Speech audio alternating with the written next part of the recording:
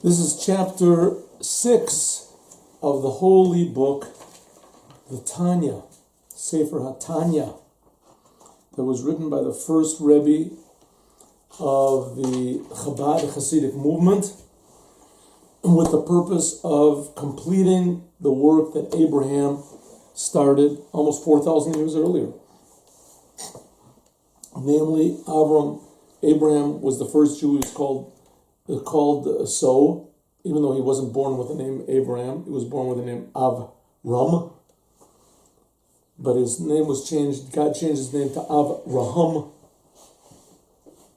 the first Jew, to signify that he was the father of all mankind.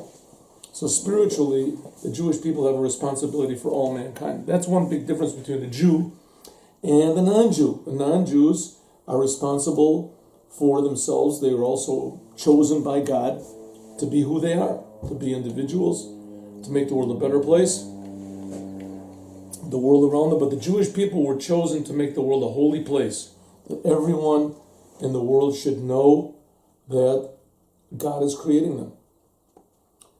As we say 3 times a day in the prayers, a prayer called Aleinu, Yakiru v'yedu kol yoshvei tevel, that they should know and recognize the entire population of the world, that God is the creator, and that God creates everything constantly, and that God creates everything for a purpose, and he creates everything constantly for a purpose, for love. He's good, and he does good to all the creations. So that brings us to the 6th chapter of the Tanya, which is a special lesson that the Jewish people have to the whole world as part of this being responsibility. As if God is so good, and if God creates everything constantly from love, then why is there so much bad in the world? Even more, why is there so much bad inside of us? So maybe we can even, before this, we can start, we can translate, what does the word bad mean? What is the word bad, and what is the word good? If something feels bad, is that bad? Not necessarily. People wait in line for the dentist. They wait in line for make operations, heart transplants, even though there's a lot of pain involved and it really feels bad. But in the end, people feel good. On the other hand, what feels good is not good. Ask any alcoholics, drug addicts, gambling addicts. They'll tell you that they feel great when they're gambling and when they're on a run or when they're on a high, as they feel good. But really, this is very bad. So the world can be very confusing to the point where what is destructive we call good, and what is productive sometimes we can call bad. And then there comes the question, who says that destructive is bad? Maybe destructive is good. From there comes all the confusion.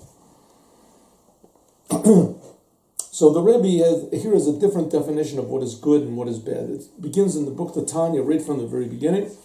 And this is the definition that really Adam, the first man, brought into the world. It says that Adam, the first man, he ate from the tree of knowledge, he and his wife. They ate from the tree of knowledge just a few hours after they were created. And they saw that they were naked and they became ashamed. The question is, what did they become ashamed of? There was no one to be ashamed in front of. What happened? They ate from the tree, and all of a sudden it was revealed from them that they were on stage and there were thousands of people watching them without clothes. No, they remained alone. They were the same exact 2 alone people before. Why all of a sudden they became ashamed? So the answer is that before they ate from the tree, they did think that they were alone. And after they ate from the tree, suddenly became aware that they had separated themselves from God. They separated themselves from what real good is, from the Creator, from life. And that's what made them embarrassed. They became embarrassed because they knew they wanted to do it again. They had a tendency to be selfish. So selfish became synonymous with bad. And whatever is godly became synonymous with what is good. Take an example, a person that is in a piano competition. The Rubinstein Chopin championships. And he gets up and he plays whatever he wants to. He doesn't play according to the notes. So they'll say he's terrible. Who are you to say I'm terrible? Because there are notes and there's rules. And you go according to these rules. And first of all, that brings out your true potential, who you really are. Let's see if you can really play this piece. And not only that, the music that Chopin has is much more beautiful than what you're making. And not only that, if everybody does what they want, so there's no competition, there's no good and there's no bad. Everybody does. The same thing is in life. Life has certain rules to it. You can make up whatever you want to. That's why Adam was embarrassed, because he realized that he had separated himself from true good, and instead he had this artificial good that he invented on his own. That's called good and bad. But we can ask ourselves another question. Why did God make this potential to do bad? If God is really good, then why is there even such a thing as bad in the world? Why was there a serpent that tricked Adam and his wife into eating from the tree? Why is there an urge to do evil, to go against the Torah? The Jewish people, just 40 days after they heard God say, don't worship idols, they all worshipped idols. And they enjoyed it. And to this day, idolatry has a tremendous power. The church, etc., is a tremendously powerful thing, and people enjoy it. It's very compelling. Why is it that God gives power to selfishness? That's what we're going to discuss here in the 6th chapter of the Tanya. What really is the good of bad? If God is good and God creates everything and nothing that God does is wrong and God doesn't make any mistakes, then why is there evil in the world? Why does it exist? Now we're going to see. Perek Vav. Hine, ze l'umat ze osa Elokim. This opposite this God made. When God made a world, he made a world where he would be revealed in, and he also made the potential to be exactly the opposite. That's what it means man is made in the image of God. But man can decide, if he wants to, that he's the God, and he creates God. He is the creator. And in his mind, God is just an idea. There's a lot of people today and a lot of philosophers that say that God is just an imagination. It's our imagination. If so, that's Zelu Moseh. God is the true creator, and he creates us, and we can make believe that we're the creator. What I feel, what I think. And with this feeling that I'm the only reality, is we can create a whole entire world. We can create a whole world, and we see that that's the world that's ruling now, with all sorts of evil and destruction. Just like the godly soul which is present in the Jewish people, Kalula includes Eser Sfirot Kadoshot. It has in it 10 holy aspects called the Sfirot.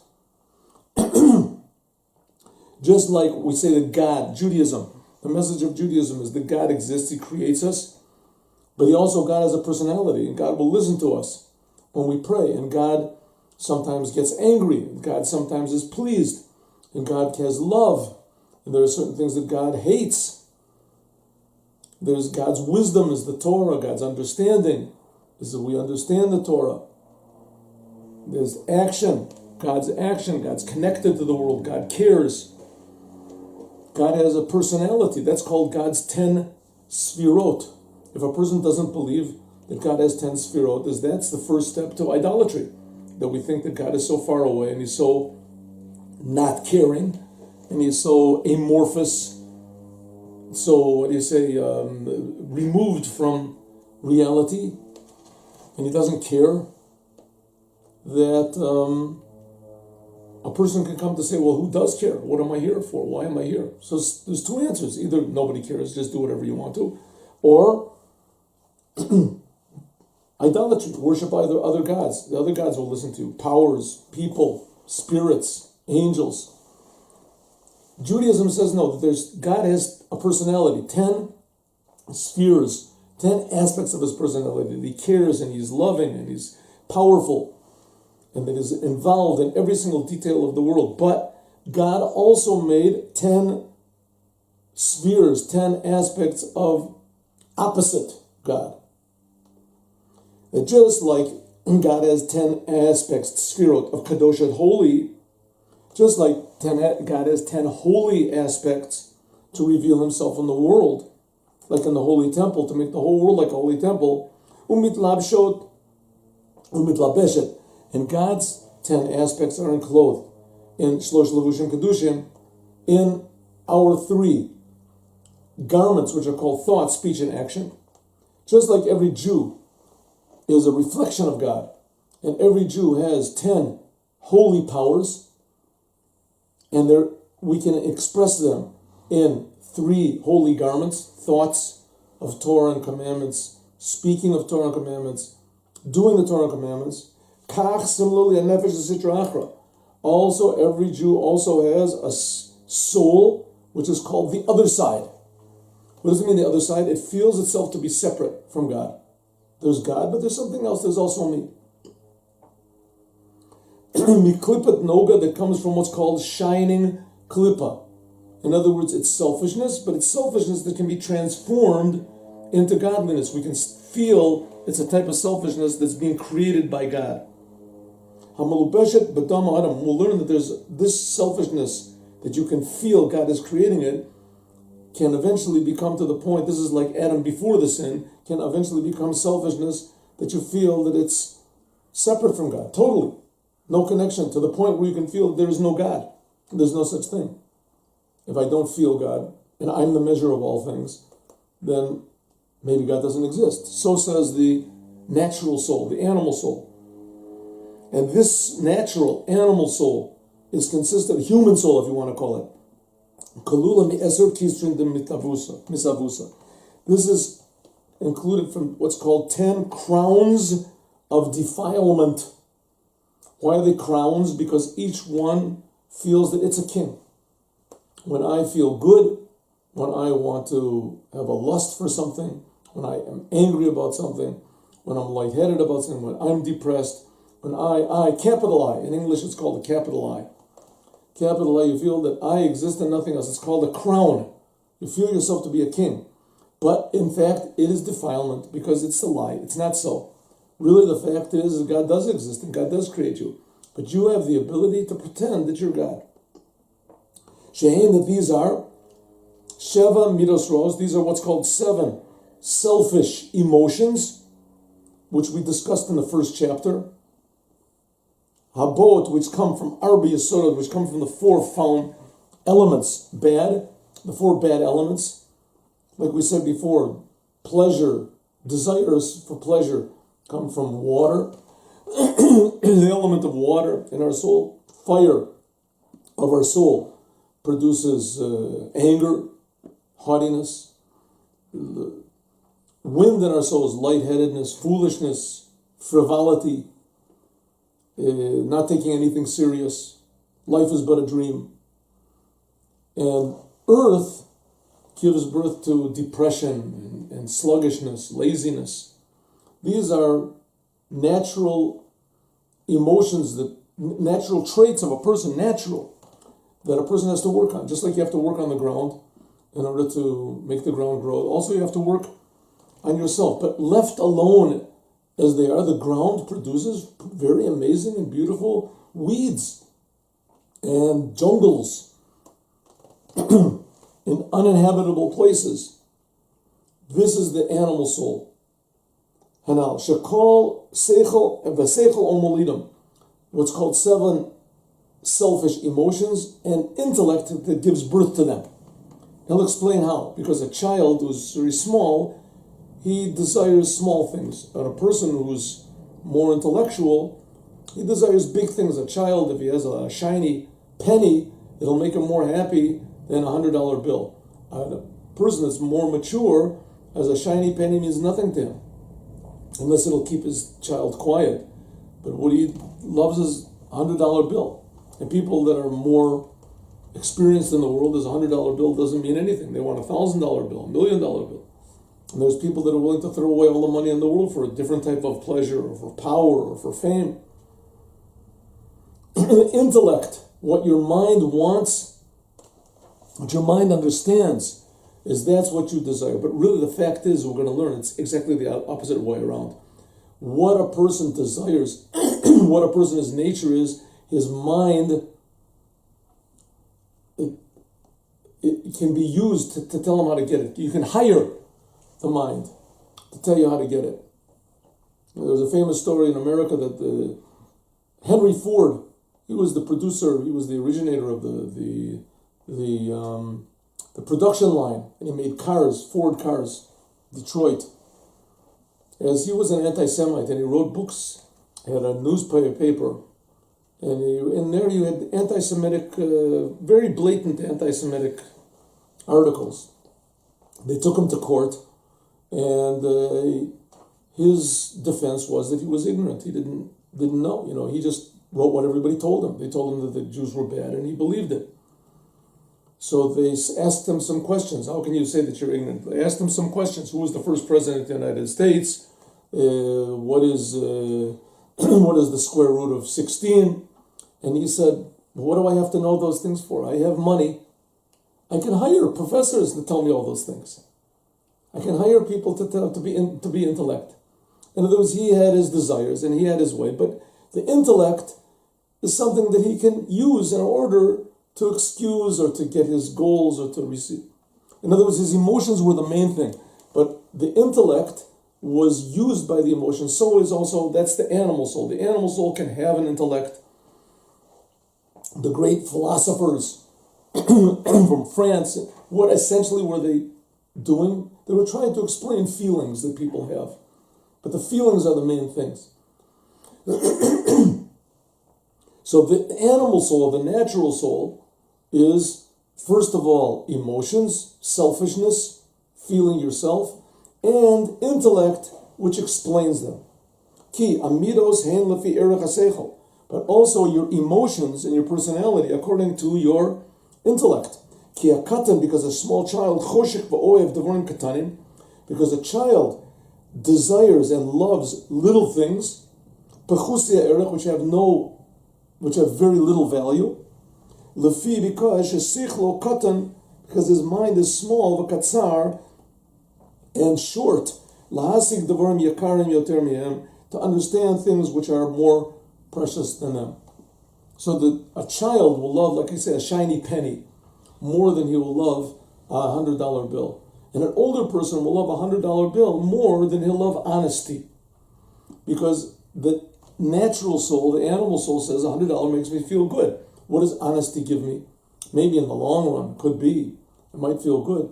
And if a person is convinced that honesty is better, so he'll like honesty because it gives him a better feeling. But on the other hand, honesty to what? There's the famous example in Russia of a child that they used to take him in Stalin's Russia. They would take this child around to all the schools and show he was the example of the perfect Russian communist child. What did he do? He turned his parents in to the government and had them sentenced to death or imprisonment because he discovered that they had some money hidden. They were stashing away some money for hard times, or they had a little business on their own on the side. And he turned in his own parents. He was more loyal. He was honest. The child was being honest. It depends what you're being honest for. If you're being honest for Stalin or if you're being honest for God. It's the difference. But still, it goes, the intellect is determined. The intellect, first of all, determines the emotions. But really, who's the ruler over here is the emotions. The child loves small things. Right? Why does it love small things? Because it wants to love. And it can't conceive of anything bigger. But as soon as it can conceive of something bigger, then it'll go for that, because the main thing is the emotions. It wants to love. It wants to have this feeling of loyalty, acceptance, being a comfort zone. And also a child gets angry about small things. And also he brags, and all the others. That's why one of the reasons why it says that when Mashiach convinces the whole world to really believe in God, fills the world with the knowledge of God, that there won't be any more wars. Why? Because people make wars because they only see the small picture. They only see themselves. And as soon as people see a bigger picture, they see that there's a creator that really cares for them and really loves them, and that wants them to be partners with him. As soon as people see that, as they see a big picture, they won't get angry about meaningless things, about selfish things. They'll get angry about really true and real things, which is almost nothing at all. Which is almost nothing. The reasons that there are, that according to the Torah, that one person, God forbid, can kill another person, almost don't exist. The main one is if you see someone that's coming and trying to kill you. But if no one wants to kill somebody, anyone else, there'll be no reason to kill anybody. There won't be any more death. There won't be any more wars. Says the Rebbe, therefore, the animal soul, the selfish soul, the natural soul, the human soul, it works on the small picture, not being aware of God, feeling yourself. And these 10 aspects of the animal soul, hatameot, which are called unclean, when a person thinks about them, or medaber, or he speaks, or oseh, when he brings these feelings into thought, speech, and action. And we're going to learn that this is the goal of this book, is to distance yourself from your feelings, that a person can look objectively at his own emotions, his anger, his depression, and understand that I have these feelings, but they're not me. Who is the real me? The real me is a creation of God. I'm a creation of God, and that I can do good things. What does God want? That this world should be a good place, should be a holy place. Not that I should be removed from the world totally, but that I should be removed from the bad of the world, the selfishness of the world. But when a person does not remove himself, when a person thinks, speaks, and acts according to his natural feelings, Hari, behold, machshavto shebamocho, behold, the thoughts which are in his brain, v'diburo shebapiv, and the words which are in his mouth, v'koach ma'aseh shebiyadav, and the power of action which is in his hands, v'shara vorav, and the other limbs that are being ruled by this selfish feeling, nikrim are called levushi masavo. They're called filthy garments. Le'eser b'chinas elu, to these 10 levels, hatameos, to these unclean levels, shemitlabshot, which are enclosed in the thought, speech, and action at the time of action or dibur or speech or thought. So in other words, if you're angry at your next door neighbor, that's not so bad. To be angry is a natural thing. How long you're angry, how much you dwell on it in your thoughts, that already starts to get bad. If you bring it from thought into action, that's even worse. Even the speech, how much you hate him, how you're going to do. The more you speak about it, the more angry you become. Or the opposite way, more depressed you become.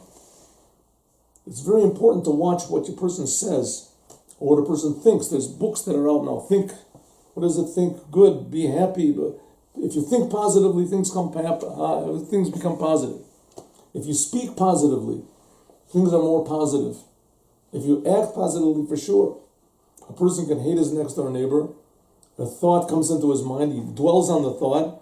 Then he starts to talk about it until finally he does something. And a lot of times it can be that people become drug addicts, anger addicts,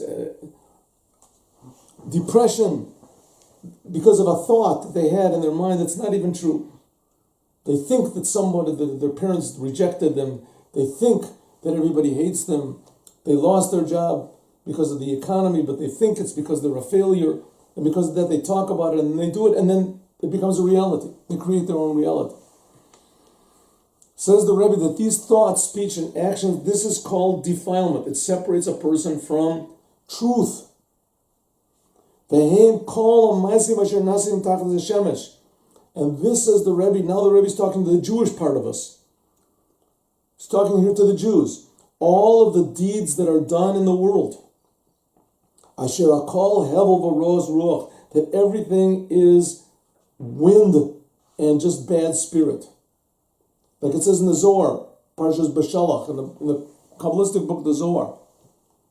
Everything that you do in this physical world, everything, that you don't do it for the sake of God or thinking about there's a creator. You don't have any motivation whatsoever for God. You eat your meal. Natural things, there's nothing wrong with that. You're not going to burn in hell for eating a meal. You're not going to get punished because you work in a job. People have to work. You put on your shoes, you put on your clothes, you get a haircut. What's wrong with that? Says the Rebbe, if you do it for yourself, that's called bad. It's not the type of bad that you get punished for. It's not the type of bad that's called against God. But it's the type of bad that's not revealing God. And that's called bad. This is what we called before klipat noga. It's a shell, but it has a little bit of shining. Noga means to shine. There's a potential to do good. If the food that the Jew eats is kosher food, and if he eats it in a kosher way, and if he makes a blessing on it before he eats it and afterwards, and he uses the energy in a kosher way, we'll talk about this in the 7th chapter. Then he reveals the purpose of this food and he raises it to holiness. Same thing with garments. If the garments that you have are neat, they're clean, the reason that you wear them is in order to make yourself feel better so that you can do more good deeds in the world, that you can convince other people that it's good to be connected to the Creator, to be, modest, to conceal yourself so you don't draw unwanted attention or give other people negative thoughts. The same thing with everything you have, your car, right? If you can own a Ferrari, but first of all, the Ferrari shouldn't own you. There's people that own their cars that they're fanatical about their cars. Somebody scratches their car, they go berserk. But even if you do own a Ferrari, the reason why do you own the Ferrari? Why do you need a Ferrari? You really need the Ferrari. Yes, it makes a good impression on people, and then people will listen to what you have to say about improving their lives and being better people. Then buy a Ferrari, buy 2 Ferraris. But don't fool yourself. A very big principle in the Hasidic philosophy. A Hasid is a person who doesn't fool himself. Don't fool himself. It's a very thin line between holiness and not holiness. To the point where it's just, what's your intention? So says the Rebbe, all the things that are in this physical world, if done for yourself, is called Tuvia the Ruch. It's called a broken spirit. It breaks you away from the Creator. And also all the words, and all the thoughts, that they're not for God. They're just natural things for yourself. Or for God's will, or for God's service. That's what's called Sitra Achra. The other side, Perish Tzad Acher, another side, She'enu Tzad Kedusha, that's not the side of holiness. So there's people, I've even heard big rabbis say, that God is 99% of everything, and all I am is 0.0001%. I'm a little nothing. A little nothing. If a little nothing it's a contradiction in terms. If you're little, then you're not nothing. If you're nothing, then you're not little. If God is big, what do you mean He's big? He's bigger than what? If you say that God is all, that there's nothing except for God, and that God is creating us constantly, true, we don't feel this. But that's the fact. Ein od milvado. We say it every day. There's nothing except for God. We say it over and over again. God is the king of the universe. He rules over everything constantly because He creates everything. Just like in the first second when He created everything. Do we feel this? Big tzaddikim do feel it. But at least we know that it's so. As long as you feel yourself a little bit something separate, even if you learn Torah and you do commandments, you're going to go to heaven. You'll go to the highest heavens. But still, as long as you feel yourself to be a separate being, which is the most natural thing in the world, and who doesn't do it? Everybody does it. If so, says the Rebbe, that's called bad. A whole different new definition of bad. It's the highest type of bad, could be. But it's still called bad because what is good? Only what reveals godliness. So if so, the holy temple was good. Your personal house is bad. Unless you put a mezuzah on the door, and you use it for inviting guests, and for helping people, and for doing good things, and for doing happy things, raising your children properly, learning Torah, teaching Torah, giving charity. In that case, your house becomes a holy place. But if not, it's separate from God. Says the Rebbe, what is the idea of holiness? What is holiness?